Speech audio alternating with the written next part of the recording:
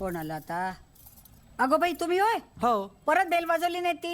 मी विसरूनच गेले. होतं असं वयोमानाप्रमाणे होतं है गे. लगेच बाय काढायला नकोय, पूजेत लक्ष होतं माझं. अगं म्हणूनच बेल वाजवली नाही. एक मिनिट हा जरा कागद फेकून दे ग. हे काय आहे? अगं नेमप्लेट आहे विशाल आणि पूजा. कशी आहे? छान आहे. हातोहात लावूनच टाकतो. लावा. दमला असाल, चहा घेणार? अरे वा. वा काय त्यात? अगं हेच वाचत होतो मी काल रात्री. सुसंवादाचे पुरावे. आता कुठल्या पुस्तकातलं ज्ञान पाजळणार आहात?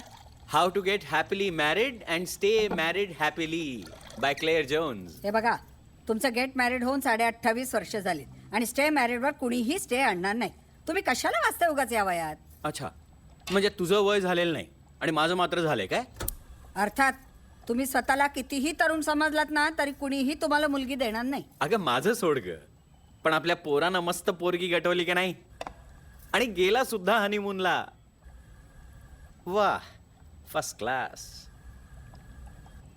काय ग नंदा, काही नाही. अजून दुखावली आहेस तू? काय ग? काही नाही, जाऊ देत. तुम्ही नलू वहिनींकडे साडी पोचवलीत? अरे आमची कुरिअर सर्व्हिस म्हणजे काय, तुझ्यासारखीच एकदम शिस्तबद्ध. पोचवली, साडी पोचवली. मग नलुवहिनी म्हणाल्या नंदाला सांगा त्याची काही गरज नव्हती, पण त्याच वेळेला सुखावल्या सुद्धा. म्हणजे एकुलत्या एक मुलाचं लग्न थाटामाटात नाही केलं, पण मानपानाचं विसरली नाही. असं म्हणाली? उघडपणे नाही ग, पण मनातल्या मनात म्हणाली असणार.